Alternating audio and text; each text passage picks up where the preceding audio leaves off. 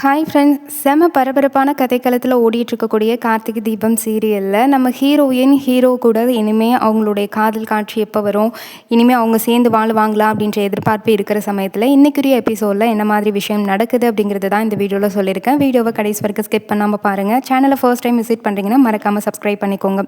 நம்ம ரேவதி அவங்க அம்மா கிட்ட ஆர்குமெண்ட் பண்ணி, நீ தாம்மா என்னை பிளான் பண்ணி கனடாவுக்கு அனுப்புனேன், போய் சொல்லி எதுக்காக அனுப்புனேன், என் மாமா கிட்ட இருந்து என்னை நீ பிரிக்கிறதுக்கு முயற்சி பண்ணி அப்படின்னு சொல்லி நிறைய ஆர்குமெண்ட் பண்ணிவிட்டு, நான் என் மாமா வீட்டுக்கே நான் போகிறேன், என் மாமா ஒன்று இங்கே இருக்கணும், இல்லை அப்படின்னா என் மாமா வீட்டில் நான் இருக்கணும் அப்படின்னு சொல்லிட்டு கேட்குறாங்க. அதுக்கு சாமுண்டீஸ்வரி, இல்லை அவன் என்றைக்குமே இந்த வீட்டில் இருக்கவே கூடாது, நான் அனுமதிக்கவே மாட்டேன் அப்படின்னு சொல்கிறாங்க.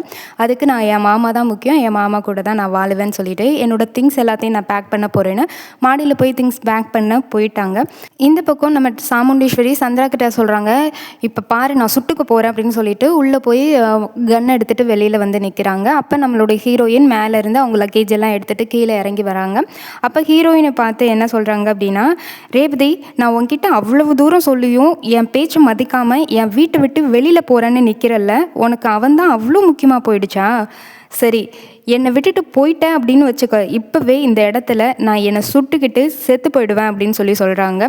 உடனே அதுக்கு ரேவதி ரொம்ப கோபமாக, மா நீங்கள் இவ்வளவு தூரம் பண்ணியும் உங்களுக்கு உங்கள் பகையும் பாலா போன இந்த வரட்டு கௌரவம் தான் முக்கியம் அப்படிங்கிற மாதிரி பேசுகிறீங்கல்ல, பரவாயில்லம்மா, நீங்கள் உங்களை சுட்டுக்கிட்டாலும் சரி, இல்லை சுட போகிறோன்னு சொல்லி என்னை மிரட்டினாலும் சரி, எனக்கு எந்த கவலையும் இல்லை. நான் என் மாமா கூட தான் போய் வாழ போகிறேன். நீங்கள் பண்ண வேலைக்கு கொஞ்சமாவது திருந்துவீங்கன்னு பார்த்தா, ஆனால் அந்த திருந்துற மாதிரி ஐடியாவே உங்களுக்கு இல்லைம்மா. நீங்கள் எவ்வளவு பெரிய தப்பு பண்ணியிருக்கீங்கன்னு உங்களுக்கு இன்னுமே புரியல. அதனால தான் நான் இந்த வீட்டில் ஒரு நிமிஷம் கூட இருக்கக்கூடாது அப்படின்னு சொல்லி நினைக்கிறேம்மா. நான் என் மாமா கூட தான் போய் வாழ போகிறேன். நீங்கள் என்ன வேணாலும் பண்ணுங்கள், என்னை யாராலும் தடுக்கவே முடியாது அப்படின்னு சொல்லிட்டு அவங்க மட்டும் பேக் எடுத்துகிட்டு போகிறாங்க. உடனே சுவாதி பதட்டத்தில் கத்துறாங்க, அக்கா இங்கே பாருக்கா அப்படின்னு சொல்லி கேட்குறாங்க. நான் எதுவும் கண்டுக்க மாட்டேன், நீங்களே இங்கே வீட்டில் இருங்க, நான் கிளம்புறேன் அப்படின்னு சொல்லிட்டு போயிடுறாங்க.